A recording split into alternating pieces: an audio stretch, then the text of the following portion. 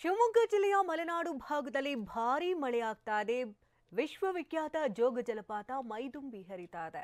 ಜೋಗ ಜಲಪಾತದ ಜಲಾನಯನ ಪ್ರದೇಶದಲ್ಲೂ ಭಾರೀ ಮಳೆ ಆಗ್ತಾ ಇದ್ದು ರಾಜಾ ರಾಣಿ ರೋರರ್ ರಾಕೆಟ್ ಫಾಲ್ಸ್ ಧುಮ್ಮಿಕ್ಕಿ ಹರಿತಾ ಇದೆ. ಒಂದಕ್ಕಿಂತ ಒಂದು ಹೆಚ್ಚಿನ ರಭಸದಿಂದ ಧುಮ್ಮಿಕ್ತಾ ಇರುವಂತಹ ಜಲಪಾತವನ್ನು ನೋಡೋದಕ್ಕೆ ಪ್ರವಾಸಿಗರು ಮುಗಿಬೀಳ್ತಾ ಇದ್ದಾರೆ.